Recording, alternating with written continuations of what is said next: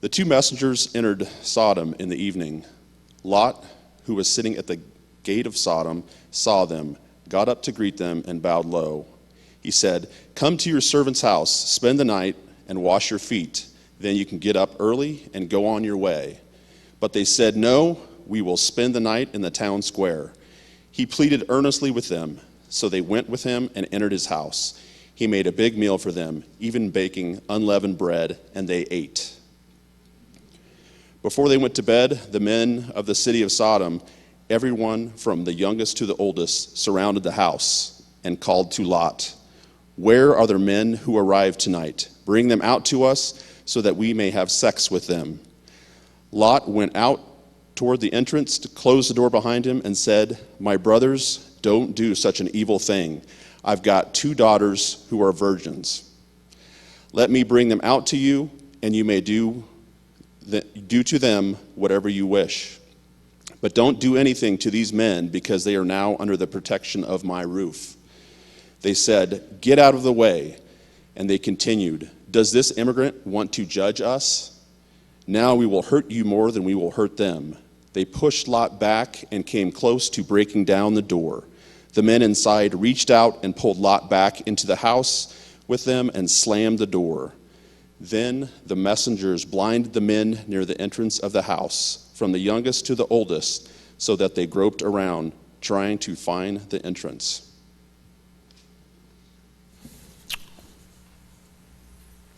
Okay.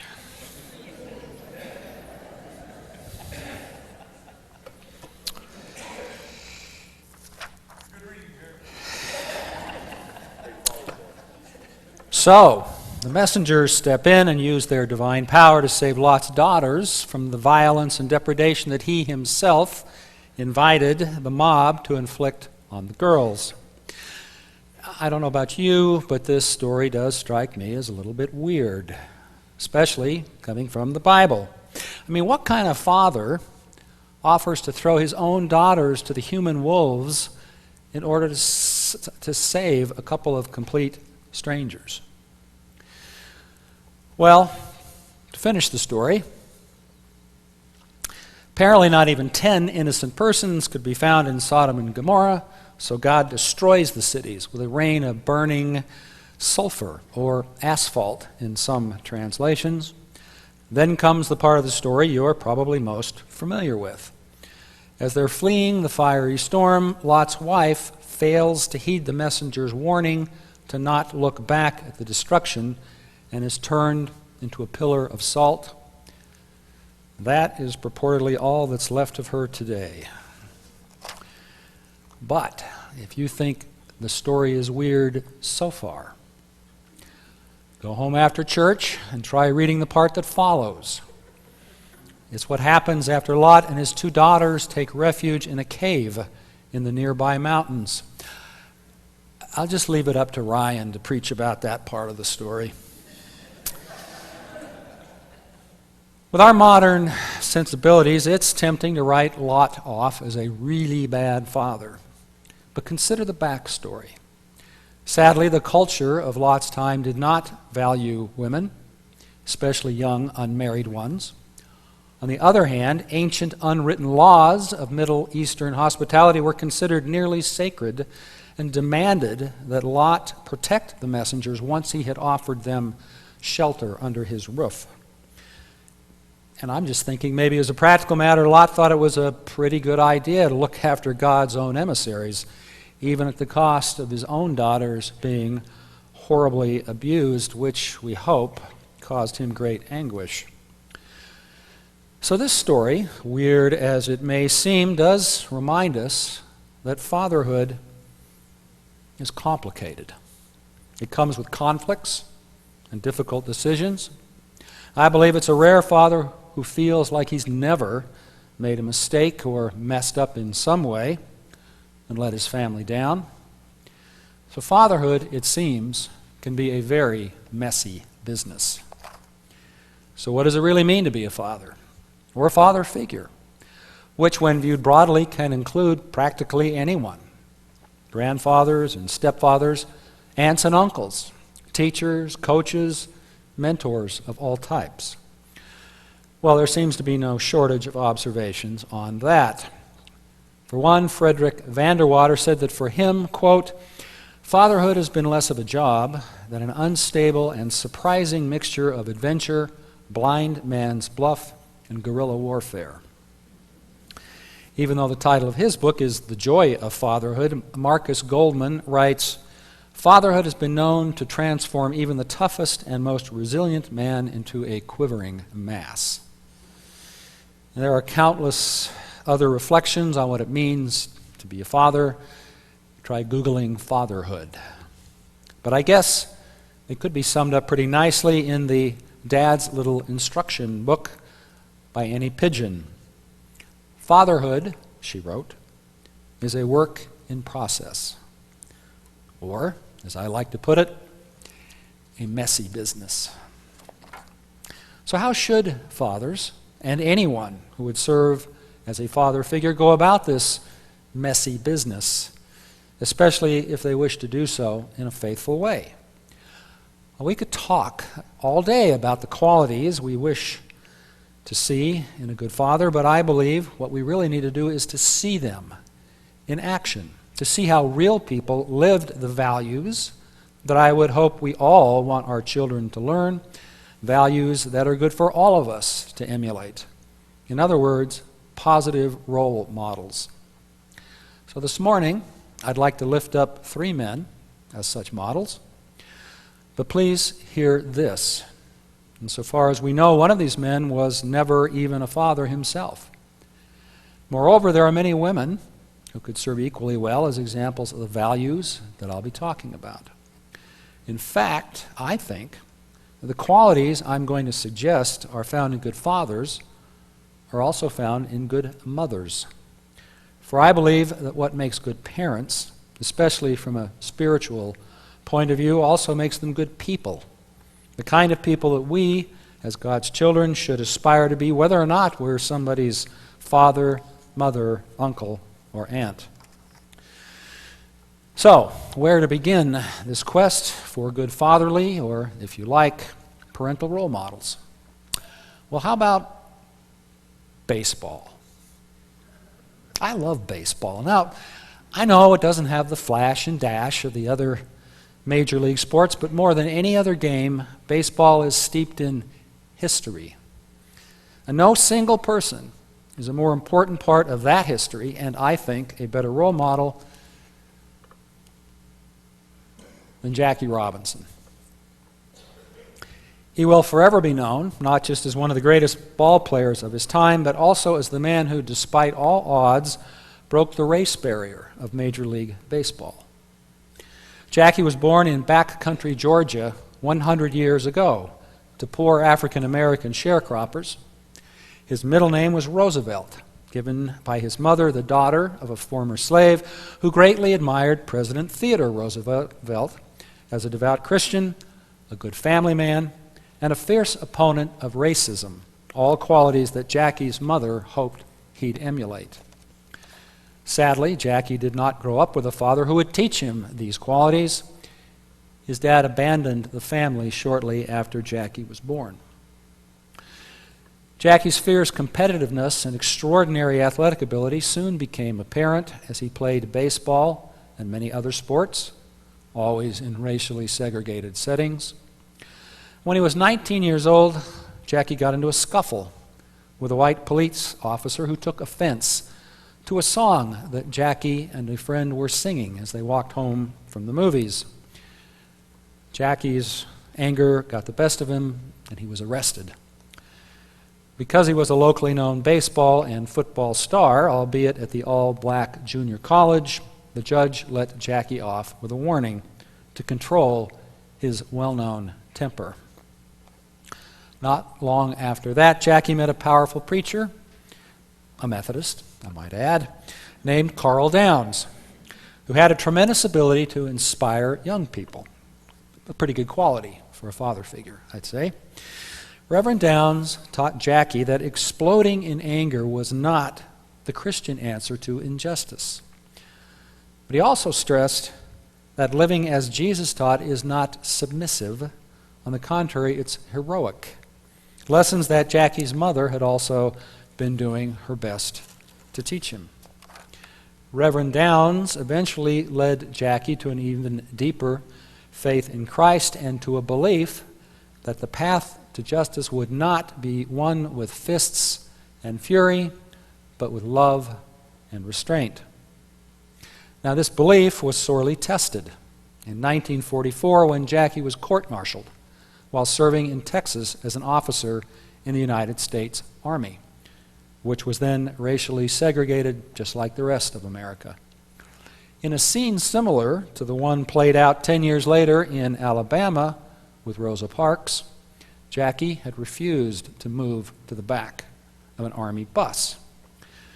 Throughout the trial, he endured several sworn witnesses calling him repeatedly the N-word and lying about his behavior that day on the bus.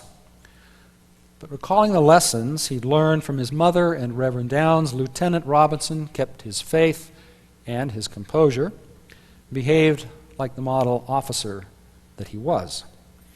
After several character witnesses, including his own commanding officer, testified on his behalf, an all-white panel found Jackie not guilty, and eventually he was discharged honorably from the Army. Now, in 1945, Jackie was racking up great statistics playing for the Kansas City Monarchs, an all-black team in baseball's segregated minor leagues. He was noticed by the legendary general manager of the Brooklyn Dodgers, 64-year-old Branch Rickey, a colorful, cigar-chomping, Bible-believing, devout Methodist who'd found the ironclad segregation of Major League Baseball to be both socially unjust and an affront to God. Rickey thought Jackie Robinson was not just one of the most talented ball players he'd ever seen. He believed Robinson had the character, moral strength, and faith to not fight back against the abuse that would surely engulf the first African American to penetrate the all-white world of Major League Baseball. Jackie promised Rickey that he'd try his best. In April of 1947, then, Robinson played his first game for the Brooklyn Dodgers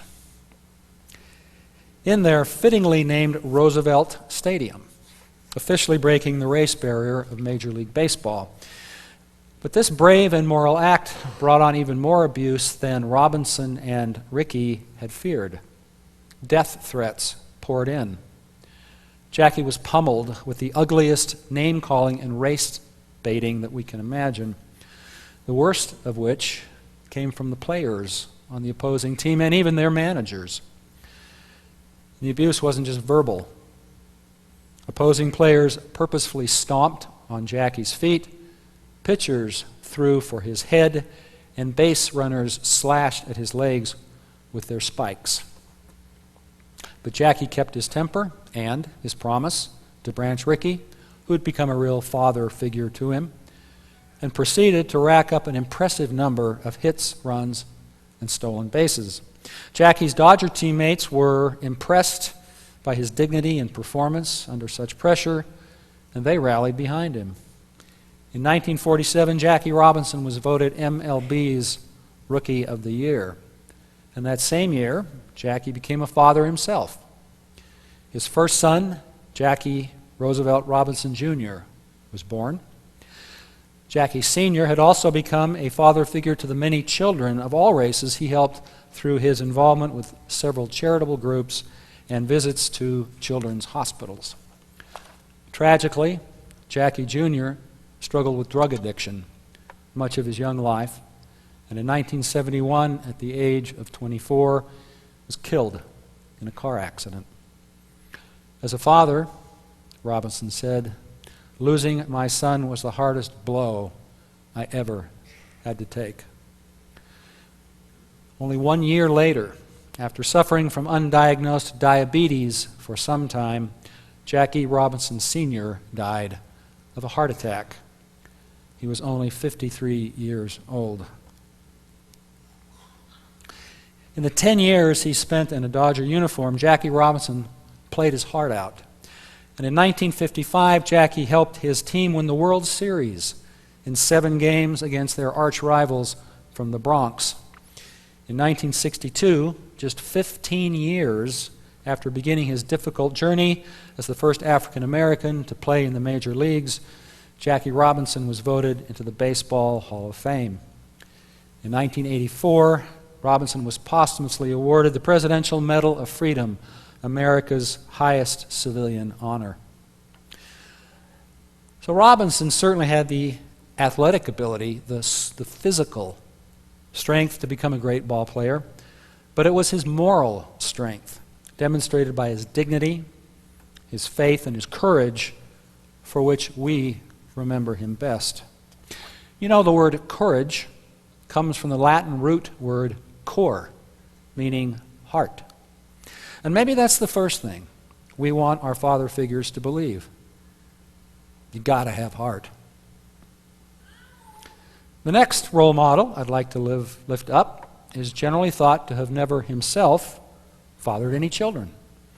Moreover, most Christians believe that he is the only person who ever lived that never even had a biological father of his own.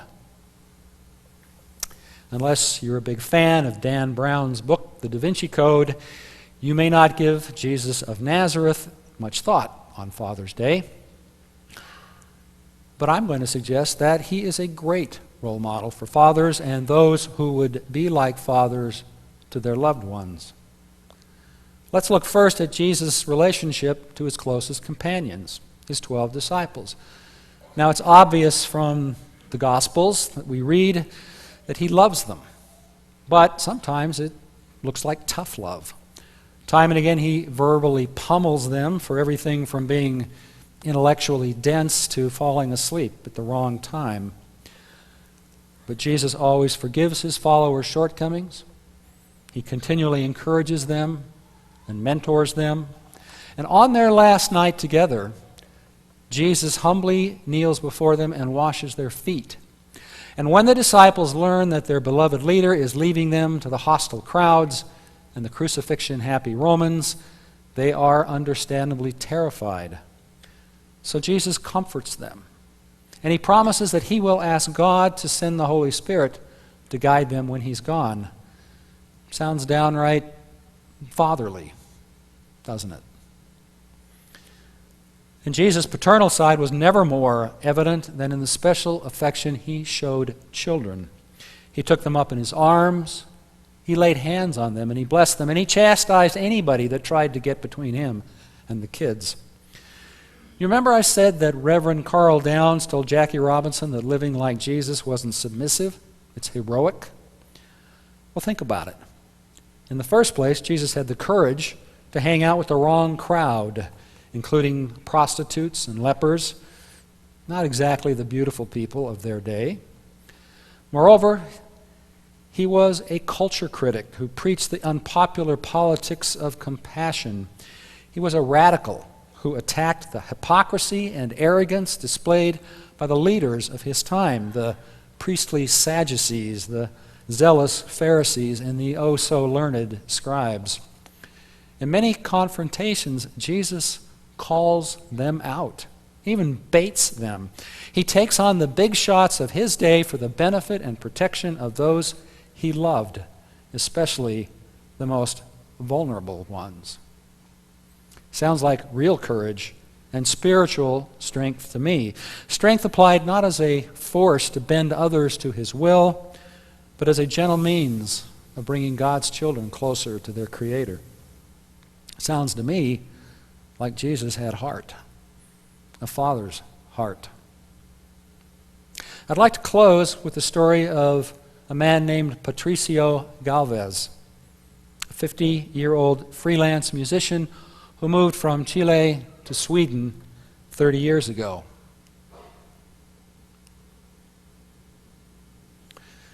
Patricio's only child, a daughter named Amanda, was born in Sweden. Father and daughter were close. They shared a love of music and theater until at age 18, Amanda gave up the performing arts and her typical teenager pursuits and converted to Islam. At age 21, Amanda married another Swedish convert who was already involved in radical Islamic circles. The emotional gulf between Patricio and his daughter grew. 5 years ago, Amanda told Patricio that she and her husband were taking their 3 young children to Turkey, where he hoped to find work. She concealed from Patricio their real plans to answer the call of Islamic State in Syria, ISIS, to join their so-called holy war, a murderous campaign to establish a worldwide caliphate ruled under Islamic State's brutal and twisted vision of Islam. Over the next 4 years, Amanda occasionally emailed her father from Syria, letting him know when each of her next 4 children were born. At first, the messages Patricio received from Amanda were positive. She apologized for deceiving him and included photos of his grandchildren. Then his daughter's messages began to sound more ominous and finally desperate. By the summer of 2018, pictures of the 7 children, ages 1 to 8, showed them looking increasingly gaunt and grim. Amanda begged her father to send money for food, medicine, and other essentials, which were increasingly difficult for her and other ISIS families to obtain. You see, the holy war was not going well for ISIS and the thousands of foreigners who had flocked to their black banner, mostly civilians, who were forbidden by ISIS to leave the war zone. The armed Syrian Democratic Forces, in concert with a coalition led by the United States, were constantly attacking ISIS fighters on multiple fronts, driving them into increasingly concentrated enclaves, which the coalition besieged with artillery and airstrikes. And in one of those attacks, Amanda and her husband were killed. Their 7 children joined more than 7,000 others from over 30 countries who were mired in a humanitarian disaster left in the wake of Islamic State's failed ambitions. Amanda's mother-in-law delivered the terrible news to Patricio, who for 3 straight days shut down in shock and grief. In typical fatherly fashion, he blamed himself for not protecting his daughter. Somehow he should have stopped her from fleeing with the children to one of the most dangerous places on earth. Patricio told a reporter, "If I had known more about what was happening, if I had taken a greater interest," he said, his sentences trailing off, "if I had only kept my eyes open." Then Patricio opened more than his eyes. He opened his heart to his grandchildren and thousands of others marooned without parents in squalid refugee camps scattered throughout Syria and Iraq. "I wasn't able to save my daughter," he said a week before setting off for Syria, "but I have a chance of rescuing her children, and that will be my salvation. Like a calling from Amanda, that will be my mission." At first, Swedish authorities were cool to Patricio's calls for help in finding the children and getting them to safety. Like other European governments, Sweden had found the prospect of repatriating the orphans of ISIS to be politically toxic. But Patricio was relentless in his seemingly impossible quest. He traveled alone throughout Syria, following up on every lead. At one refugee camp after another, he was repeatedly crushed to not find his grandchildren among the hundreds lying in limbo. To increase his slim chances for success, Patricio vigorously publicized the plight of his daughter's children and the thousands of others in similar distress. Those efforts apparently bore fruit early last month, when Patricio got an unexpected call from a Swedish diplomat who had been working quietly behind the scenes, probably in response to the media pressure. The diplomat couldn't be completely sure. However, there were reports that at least some of Patricio's grandchildren were in a hospital in the northern Syrian city of Hasaka. The reports indicated that they were suffering from malnourishment and other maladies. If the children were to be rescued from these dire straits, Patricio realized time was of the essence. But it took an agonizingly long time for Patricio to reach that hospital. He rushed in the door and flew up the stairs to the floor holding the refugee children. Armed with photos that Amanda had emailed him, Patricio frantically searched among the dozens of cribs. He saw that most had no name tags. He also saw that all of the children had their heads shaved to prevent the spread of lice. Some also had IV drips feeding into the backs of their frail hands. And none of them were Patricio's grandchildren. Well, feeling like he would suffocate, Patricio began trudging toward the door when a nurse called him into an adjoining room and pointed to a crib labeled, like so many others, unknown. In it, an infant, appearing to be about a year old, was sleeping. An infant who stood out because of a shock of downy blonde hair, which fortunately hadn't been shaved. Patricio compared the photo of his youngest grandchild, a boy named Mohammed, with the emaciated baby. It was him. Scooping Mohammed up and cradling him in his arms, Patricio laughed and cried all at once. A smile broke out on the infant's face, and he grabbed a pendant hanging around his grandfather's neck. "I thought of Amanda," he said later. "I felt at the same time that I was embracing her."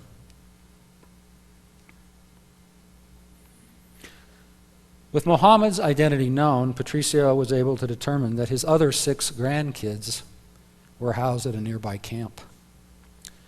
Patricio was eventually able to take Mohammed there to reunite with his siblings, who were listless, feverish, and constantly complaining of hunger.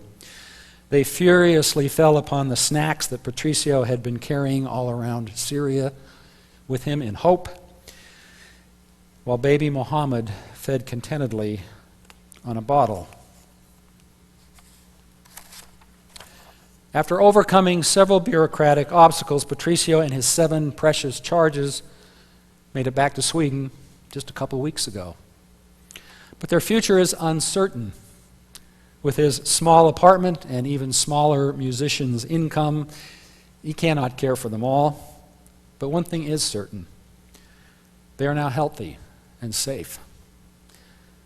That's because their grandfather tirelessly modeled 2 fatherly values that I believe are critical: unconditional love of family and sheer tenacity.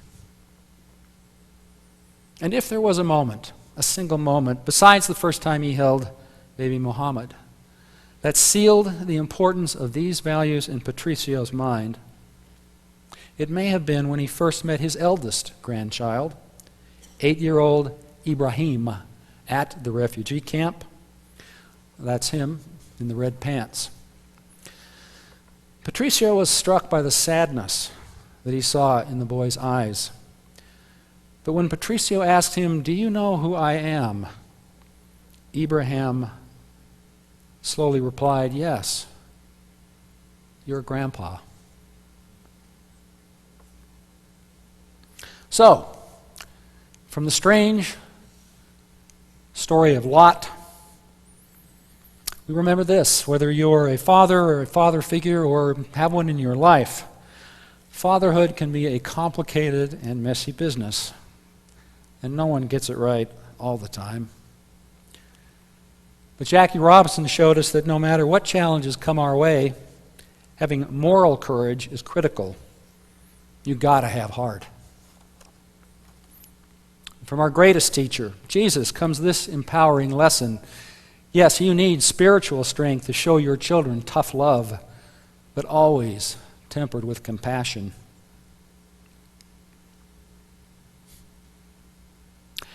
And I believe Grandpa Patricio would tell fathers and father figures, especially when things get messy, keep the faith. Never, ever give up. All good lessons, I think, for any parent. Good lessons for all of us. Amen.